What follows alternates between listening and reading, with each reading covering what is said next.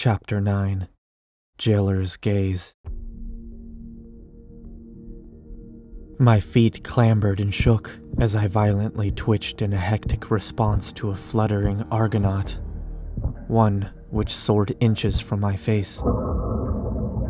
Its shell was uncanny, looking like a human's hand bones had melded with it. The gelatinous body had numerous tendrils which trailed delicately behind it, one nearly latching onto my faceplate. The actual creature dwarfed my head, but its tendrils were no thicker than my index finger. I corrected my stance and continued onwards. While having an interrupting Argonaut may have been terrifying, my terror was primarily under the skin. It had been building from our walk. There was vast nothingness all around me. I couldn't even see the cable.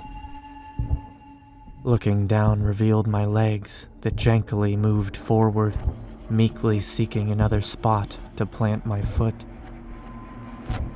Trepidation was bountiful, and it pierced my muscles as I moved.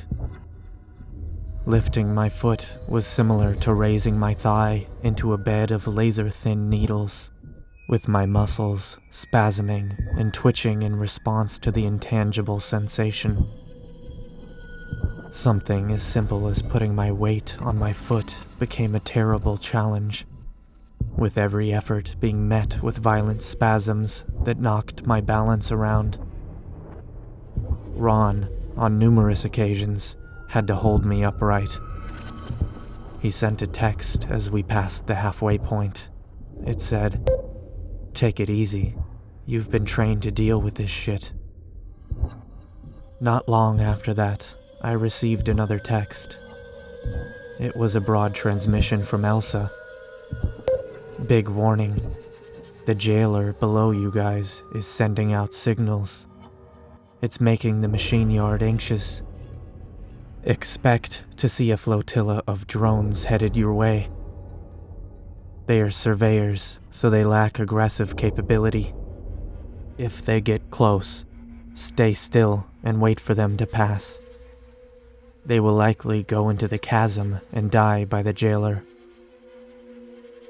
Not necessarily comforting, but I wasn't deterred.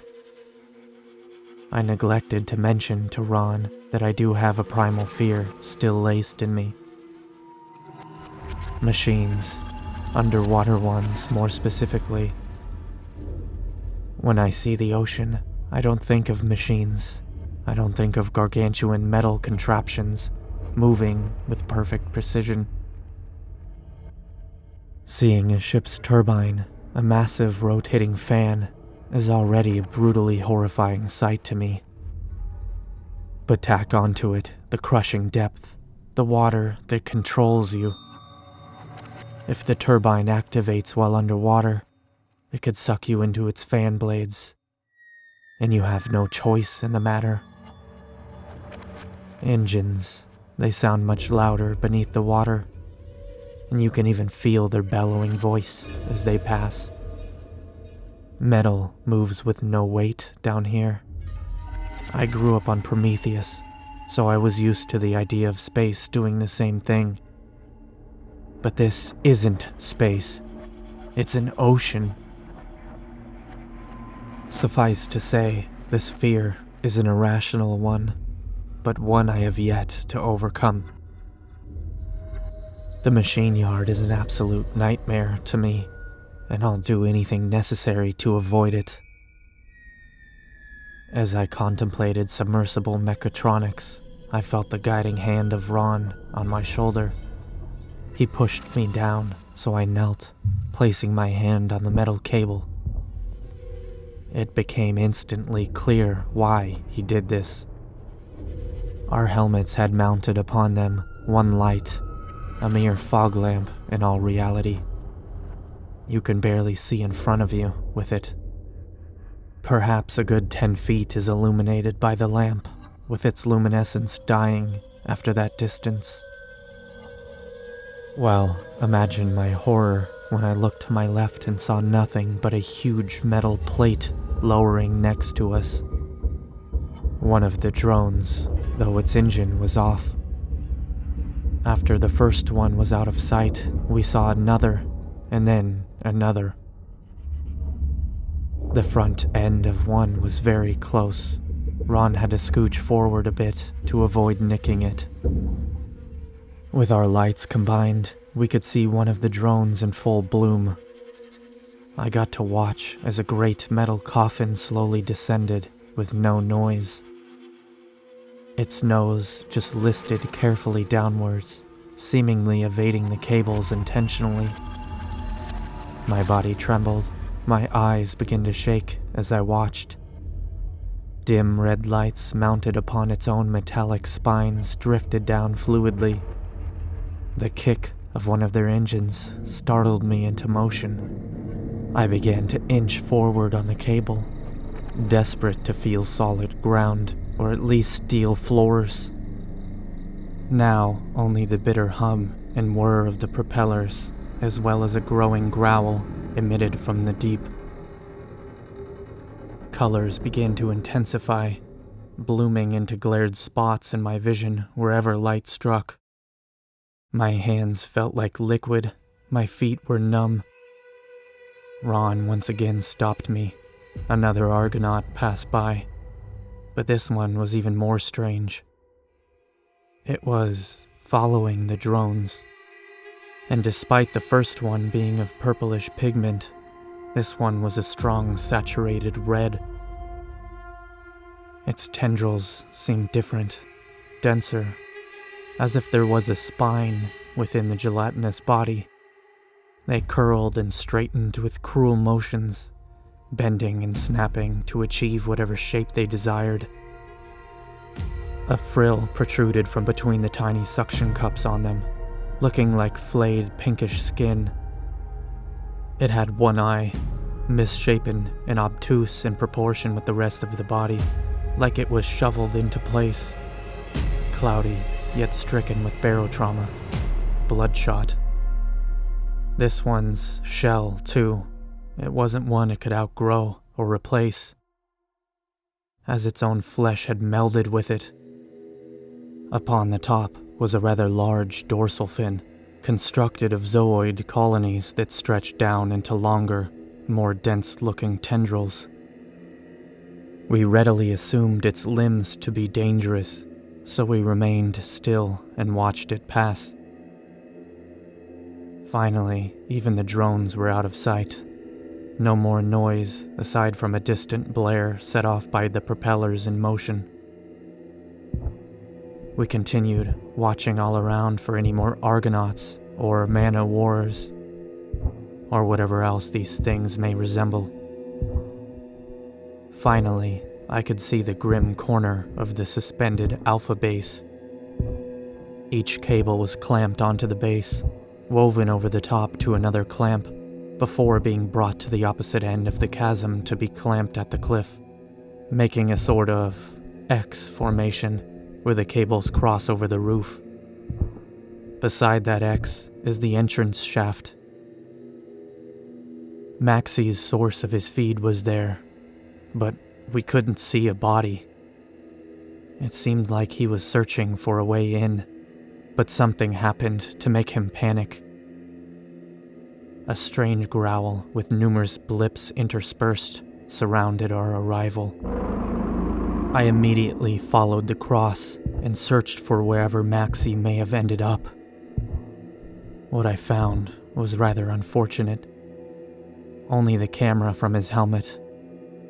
It was lying there, light still beaming onto the cables. Ron caught up and saw for himself. He sent me a text saying, "Damn. Alright, listen. I figured something like this would happen. He hasn't responded to our attempts to communicate. My bet is that he's inside the base, fucked up from Malo, or whatever else is in there." Whatever else is in there? I was almost offended. How many things are on this planet? How many of them want all of us to die? I started to get a little agitated. Were they still not being honest with me? I've been down here long enough.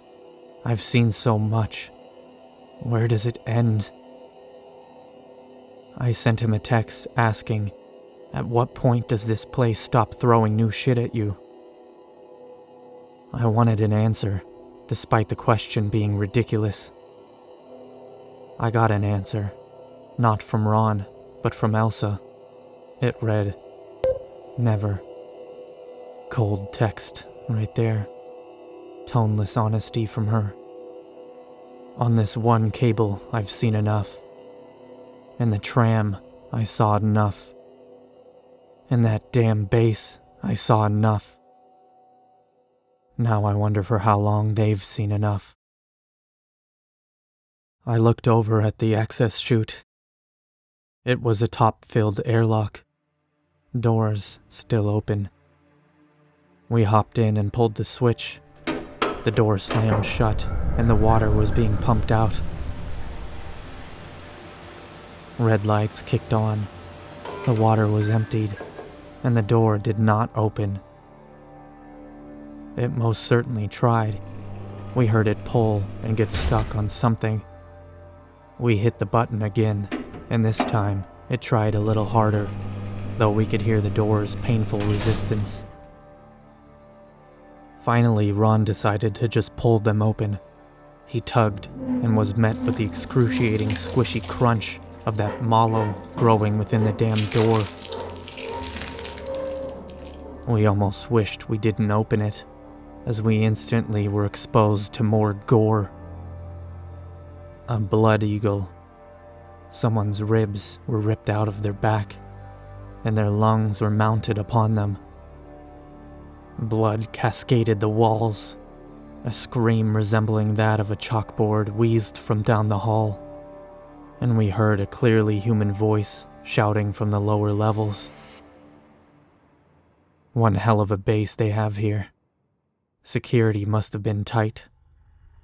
Me and Ron were still frozen in the airlock, glaring at this gored person before us. I sent him a quick text asking, "What the hell happened here?" with his swift response being, "I have no fucking idea." We inched forward, quietly. I peered around a pillar in the center of the room to see a rather mutagenic humanoid. 2 legs. Yes, that's for certain. But the torso had expanded to twice its size. Fingers growing from within latched into the skin on the pelvis and thighs, keeping its exploded ribcage low. The neck elongated with a shrunken, perhaps cavitated head. It turned, and I could confirm. Yes, its skull was actually half collapsed into itself. I held back vomit as I aimed my railgun. No question before I shot it, sending a violent electrical payload through it and 3 other rooms.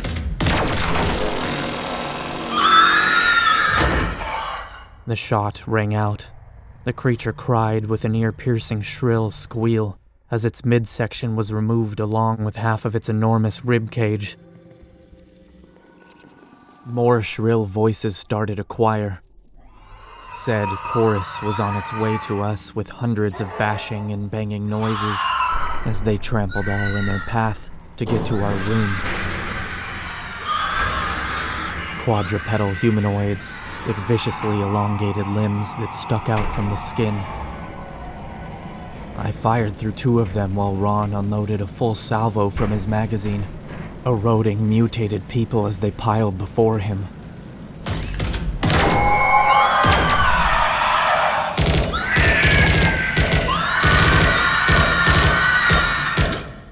I left this upper floor in ruins. While the flesh of all the monsters certainly cushioned the impact, I was still using a railgun. Ron had a far different weapon. One designed for fighting in these environments, a simple kinetic assault rifle, kitted out to survive under pressure. It certainly works, I can affirm that. The minor skirmish was over quickly, with only a few twitching bodies left to stomp as we made our way through. It became clear to me that this was not a base that was meant to be inhabited. Blood was everywhere. Whatever mess we left from our fight merely blended with the rest of the station. From the floors and behind the staircases to the ceilings. This place was horrible. My hearing was surprisingly acute in here. It had been slowly clearing as we've made our way through the chasm, but I've been hesitant to mention that to them. I worry about their intentions. I'm no fool. I know the derelict's fate. These anomalies are dangerous. Only sometimes do we make it out.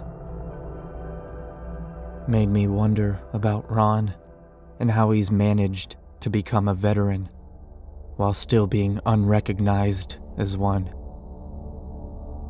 Even Elsa, such a chipper lady in the face of all this.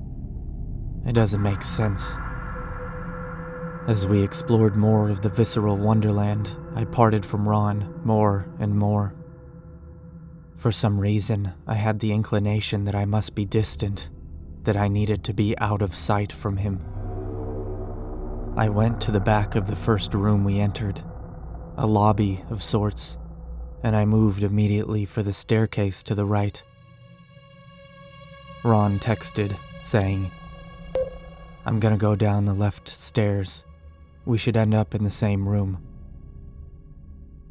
I felt off about the text, about the stairs. Entering the stairwell only reinforced my trepidation. I looked down to see crimson waves. No metal was visible from beneath the pool. Calmly, quietly, slowly, I descended the staircase, with my eyes locked on the closed door below. My foot sunk into the pool of blood, and I yanked it back out swiftly. The pool was higher than the bottom of the door. It hasn't been opened in ages. I used the tip of my railgun to poke the door's switch without having to step in the puddle. It screed open. The blood spilled out, and I could see a vast room lit by a powerful blue hue, with a man crouched in the center, bleeding. Just as my door opened and I could see the man, the door on the opposite end of the room opened too, and I could spot Ron. Ron inched forward first. He clicked something on his helmet and began speaking. While I couldn't distinguish most words, I could actually hear his voice, and I could make an attempt to understand him. He was talking to the man. His voice was coming through the helm. He was saying Maxie over and over. The man on the floor finally looked over at him. Then he turned to me. It was Maxie, all right. His eyes were red as hell. Blood was pouring in gentle tears down his face, and all he did was lower his head onto the floor in front of him. He was in front of a large window.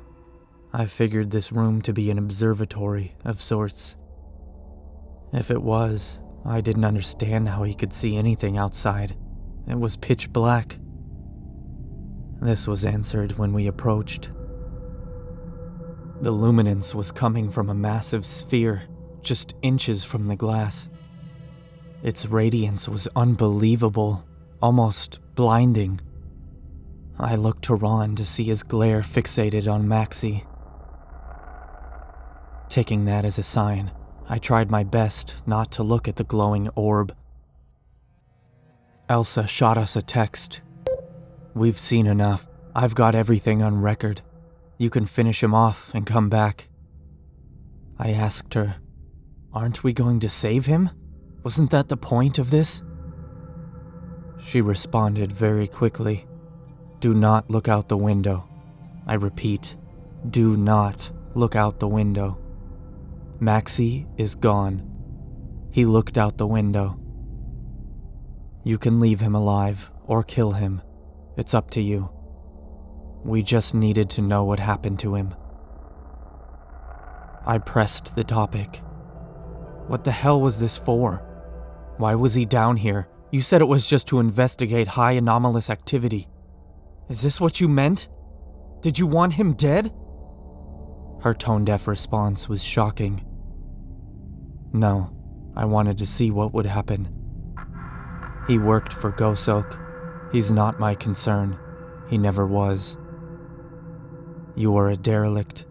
This shouldn't be hard for you. I looked to Ron, whose face was grim. He was staring at Maxie with sad eyes. I asked him, "Are we really just gonna leave him?" Ron's eyes shot to me.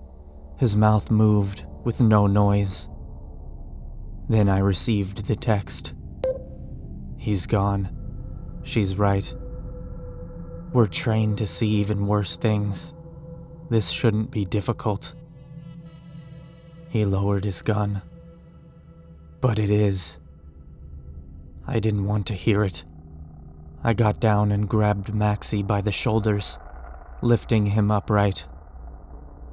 His eyes were glazed over. He was watching the light. I tugged and pulled him, trying to get him on his feet. He was just sitting there, dead weight. Finally, I just got frustrated and pulled him out of the light off to the side, and Ron followed me, trying to stop me. The moment he was out of the light, all hell broke loose. The light shut off with wild and rampant wailing from outside. Shrieking, followed by banging and thrashing of metal. The entire base shifted on its axis, and we could hear the cable strain from the inside. Another wail signaled the base being struck violently from outside, knocking us onto the floor and denting the outer walls of the base. Maxie began to flail his body recklessly, slamming his elbow square into my chest and knocking me into the wall. He kicked Ron away and flew back into the center of the room, screaming, I'm sorry, over and again, like a child who got discovered stealing. He began to cry the words, even bawling. The flurry of gargantuan movement outside only worsened. And now the light flickered in and out over Maxie. With each passing flare, he screamed, No! No! Louder and louder, until finally one wall up on the station knocked a cable loose.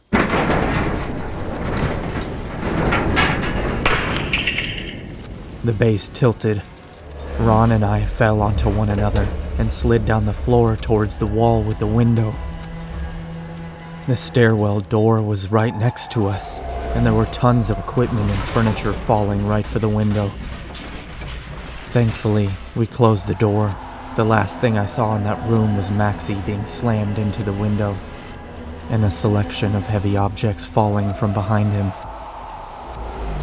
I heard the glass smash. I heard Maxie's last scream being cut short.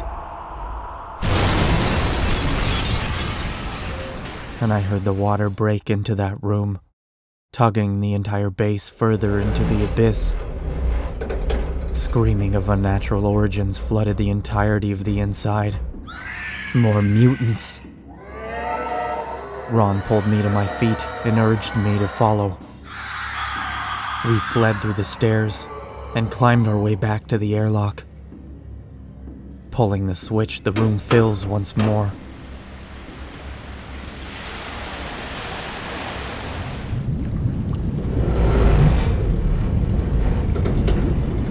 Ron and I are in sheer panic.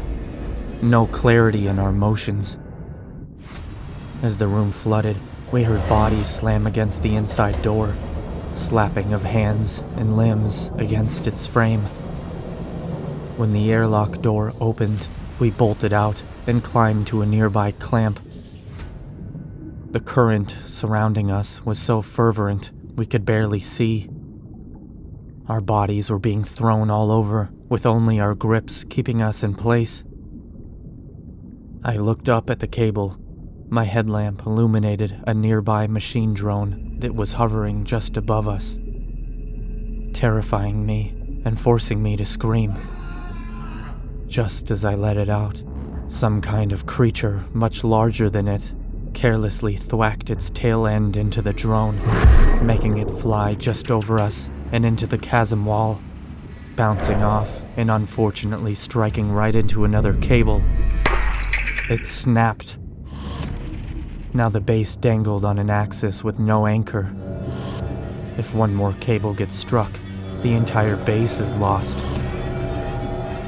The machine that withstood the blow ascended rapidly, imploding into reddish mist just outside the chasm. Things flurried and flailed into place, eventually settling down, with only auditory cues as to the true chaos taking place away from us. Ron asked, "You all right? Any injuries?" I responded, "No," and he did not waste a moment in telling me to climb. As fast as we could, we enabled our magnets and booked it up the cable, slowing down to a near halt just moments afterwards. Unfortunately, the drones were hovering just above the cable we were mounted on. I was mere feet from its cold shell as it lowered from the darkness. There was a strong current tugging me towards its whirling propellers. A surreal calm overtook me once I illuminated its rotating tail. From beneath the sheets of metal, and even from behind the propeller itself, you could see flesh, dangling, being pulled along in circles, tightening around its center. From this flesh, blood flew into the water. The bestial sub was moving forward with slow speed, clearly anxious. A horrific machine bellowed from behind us. I turned around and my light flashed over the bottom of a much larger sub, one with numerous ports on the bottom, an attached gunnery section. It emitted ominous blips along with its terrible grumble as it surreally fell into the chasm. This wasn't a missile, it was a whole tower falling into the chasm, geared for war. My whole body shook violently, my teeth chattered spastically, and a taunting message from Ron shot onto my screen. "We gotta move, man." I started screaming. No idea what I said. I was babbling and ranting like a child while clutching the cable as if it could keep me safe. I trembled. No part of me remained still. I couldn't manage it. All of it. I mean, what kind of fucking planet is this? What the hell happened? Why does something so alien use ancient submarines? How are these creatures so violently mutated and evolved? What does this Mallow have to do with it? No answer. Only a cold text from Elsa saying, "Stay calm. Everything will be fine. So long as you move. Understand?" Panting, gasping for air, I nodded like she was watching. Another text. "Everything is fine. Just keep moving." I looked forward through the tears welling in my eyes. I watched the top of the drone disappear below the cable. I heard no motion nor movement below, but the thought of what will occur is my main fear. Pulling my foot up, I clicked off my original position and slid forward, again and again. I fixated on the sensation of the magnets. guttural growls emitted from below.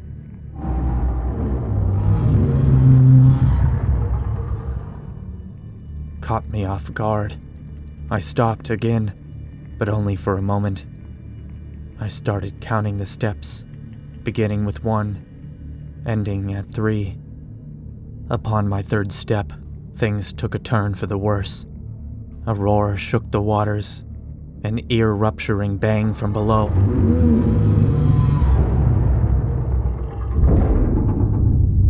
And that metallic drone came flying towards us.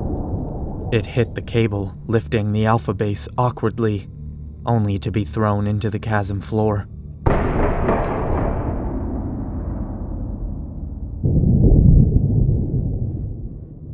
Its impact was the worst part. The eruption was enormous, and it detonated right on the fault of the cliff face. And the cliff shattered, destroying the clamp holding our cable up. We felt the weight of everything shift. I could feel the whole world collapse and rotate on its gutted organs. I looked to my side and saw a vague moon fleeing from me as my surroundings darkened into an inky crescendo. The base was above my head now. I looked up to see the exploded window and what I believed to be bits of Maxie. My eyes washed over, my thoughts faded from me. It all fell apart once I hit the ground. A terrible slam, and I was pinned under the weight of the cable. Ron wasn't in sight. Just me and the odd benthic of the chasm. It had strange growths on the floor, one which served as a cushion for me. The growths spewed the odd luminescent ooze from the tram, though it encompassed my body wholly now. Perhaps that's why I couldn't feel my leg, which resembled a used toothpaste tube. I had finally accepted my fate, but I was unsatisfied that I had to suffocate. Comms dead. I looked at my surroundings. Now sound returned to me, as did my panic. I saw bits of metal falling down. Stuff from within the base had been slowly descending upon me. Above my position was a body, enormous, moving like a serpent through the waters. It roared, deafening me once more.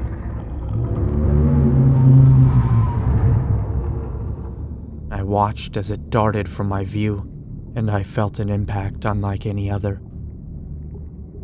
Another explosion, this time right on the chasm wall. The massive sub's body fell quicker into the center.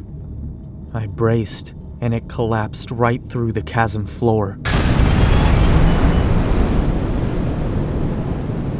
Like a rock through paper, it shattered the stones effortlessly, tearing a new bottom into the cavity.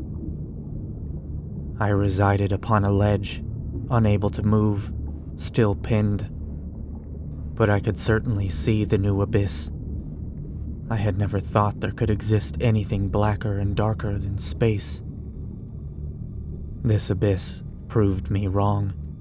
It swallowed my light, replacing it with its own. This false light had eaten the massive sub. I hadn't a clue as to where it went. Perhaps that's just how deep it is. That just the new chasm swallowed it. Finally, my mind came back to me. I blinked thrice and instantly began communicating, trying to reach either of the two. I got a swift response from Elsa. "Are you all right? What happened?"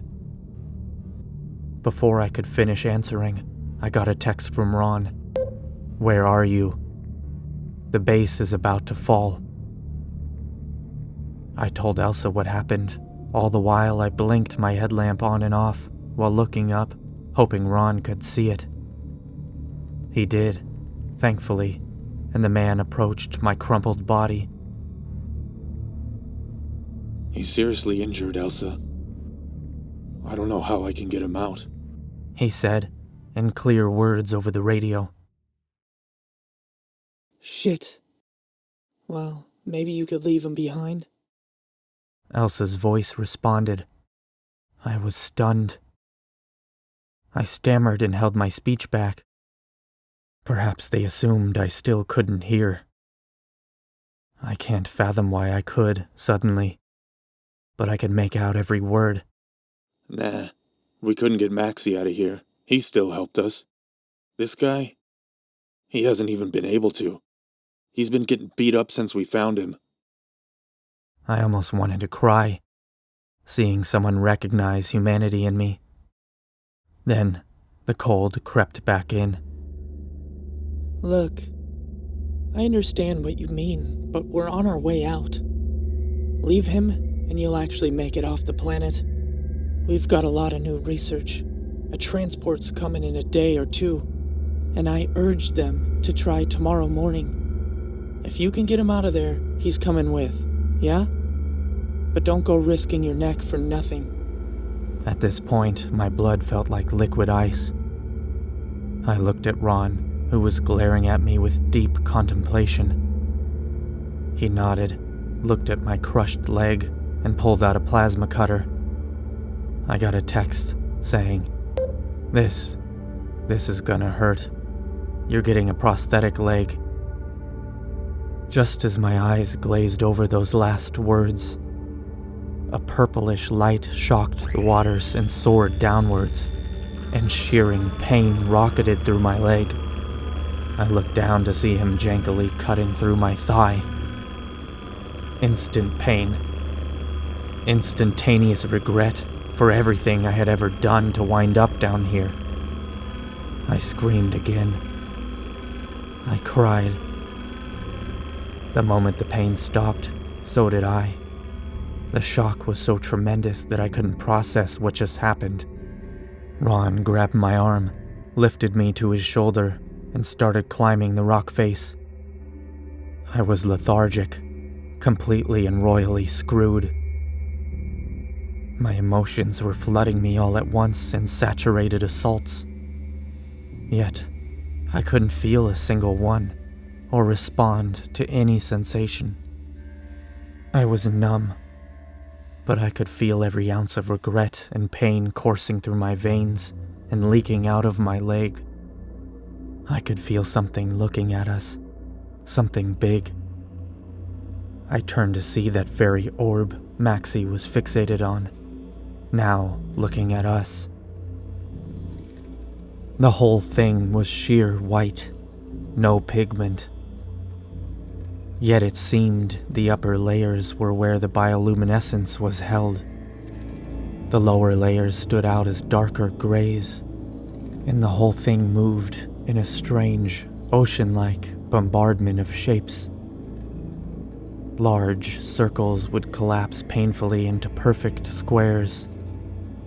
Those squares would erode into rectangles and octagons, eventually leading back into circles.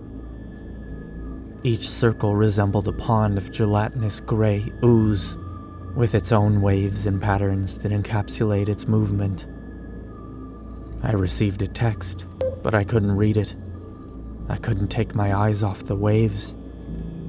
The squares shot into my skull with an infinite staircase of other squares, perpetuating the shape until it became a clear rectangle, with the change being lost as you watch. Memories fade, shifting in and out. Nothing matters now. I leaned forwards, receiving another text, before Ron's hands released my own. I faltered. I fell onto the shelf I was on before. I saw the cable and the gore of my appendage. I saw the edge of the abyss, rapidly encroaching. My one knee struck the rocks, and my torso folded forwards, plummeting my skull into the Stygian veil. I could finally read the text now. It read, "Come on, "Stop pulling me off the wall." And the final one read, "What are you doing?"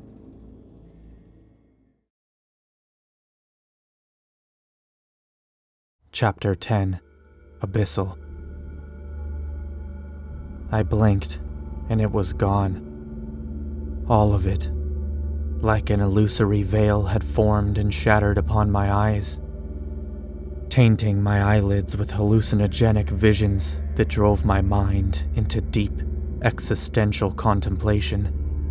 Sobriety washed over me, and my mind somehow clicked back into place, slightly ajar. I was falling. Above me, some magnificent creature continued to war with metal abominations from my deepest nightmares. The only barrier between me and the chasm was a shattered hole, wide enough to fit a damn base through. There's likely bits of Maxie floating about down here, alongside me. Pressure isn't kind to a human body, whether it's alive or dead. I was abandoned by Ron and Elsa, who I thought were acting in my best interests. I can understand Ron dropping me. I was in a daze and a liability, but I'm still shocked at how quickly he did it. Maybe I fell farther than I thought. Who knows? All I knew was that I was doomed. I looked around me, terrified at what I may see. Nobody had made it this far beneath the waters of Lamia 1. Now I understand why. My suit was breaking. I was losing blood rapidly. I had no stem gel on my suit to stop it. While my movement had been restricted due to a deadlock glare with my trailing blood mist, I did eventually attempt to move. I chose to do the worst thing you could possibly do when falling through the ocean. I looked down. Below me was infinite black, with small nodules being illuminated prominently in the vast nothingness by my light, which flickers every so often. I saw nothing. There was just nothing. I was falling into the inescapable hand of this ocean's deepest predators. One of them calmly made themselves evident, much to my screaming response. It was no beast. In some lengthy string, moving as a snake does, numerous bulbs ignited the waters with intense red light. They danced in a line as if suspended by a marionette's paddle. It swayed and sauntered as I sunk, bubbles rising from small cracks in my helmet becoming more pronounced as my depth increased. A ringing sound rose from my right ear, and the puppet approached. Its motions were captivating. My eyes hurt from looking at it, but I couldn't look away. It quietly closed the gap between us, swirling and swishing its body in playful ways. As it came closer, my light began to reveal more. Strange masses of reddish matter spewed into spiderweb-esque cloaks that encompassed a sort of bony central spine. I thought I saw some more flesh, but my light shut off at this moment. In a panicked reflex, I slammed my fist into my chest, hitting a button that activated my SOS beacon. Upon activation, 6 lights appear on our body.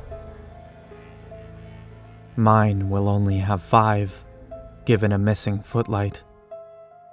They are bright and annoying lights that pulse from specific parts on our suits. It's our last hope, and most of us are taught to take comfort when we see our own beacons turn on. It means it's almost over. That relief I felt, I genuinely felt it. My chest collapsed calmly. My mind turned into a warm slurry. My eyes slowly welled with tears. I wanted to cry. I just wanted to let it out. Finally, all of this damn pain would be over. This was a highly emotional state that was brought on by blood loss. I was screwed. My body was shredded from the pressure. The fact I was conscious was a miracle. Then the lights finally wrapped around me. A brilliant scarlet tint with hints of orange in the center. Gently illuminated soft zoic layers acting as exterior bulbs wafted along with the current. Its enormous body slowly circling me, hundreds of feet in length. I feared the worst. I was completely ready for it, though. The creature possessed many stomachs. Its body moved as a serpent with all of its organs strung out along its spine.